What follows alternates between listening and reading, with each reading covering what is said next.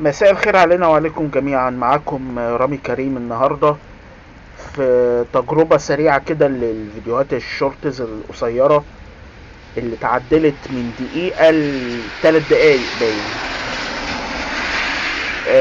فبجرب اول فيديو قصير او شورت، يعني شورت فيديو السنة دي.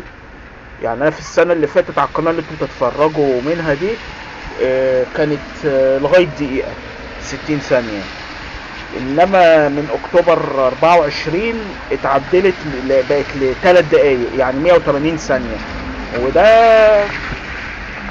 وده كويس علشان يتيح لصناع المحتوى انهم مثلا ايه، لو حبوا يطلعوا يتكلموا في حاجة سريعة كده زي ما انا بعمل دلوقتي، اللي هم ايه، ياخدوا راحتهم في الكلام يعني في ال3 دقايق دول. اكنه فاضل 3 دقايق والحصة تخلص، يعني زي المدرسة كده، او في 3 دقايق والامتحان يخلص. فان شاء الله اول ما اوصل في الفيديو ده ل3 دقايق او قبلها بثانية او ثانيتين هلم الورق، قصدي هقفل الفيديو.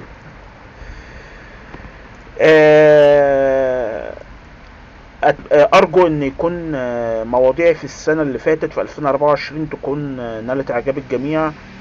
وفي 2025 نزلت باول فيديو اللي هو بعنوان يا نرجسي من انت جيم 1، وانتظروا جيم 2 بتاعه. النظام ابتداء من السنة دي في قناتي هتبقى هضم ايه، سنتين مع بعض، يعني 2025 و 2026. هتلاقوا ايه المواضيع يعني في بلاي ليست لوحدها، يعني كل واحدة في قائمة كل سنة في قائمة لوحدها، اللي هو موسم السنين، يعني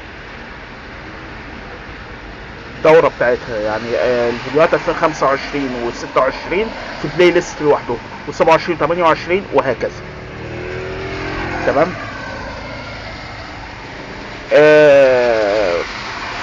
ده ثانيا. ثالثا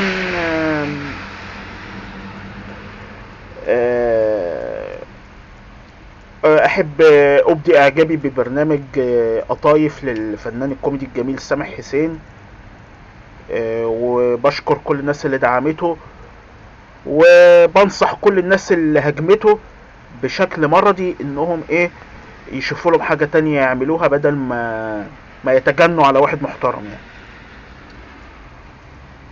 دي ثالثا. ال3 دقايق قربوا يخلصوا، هكمل في الفيديو الجاي.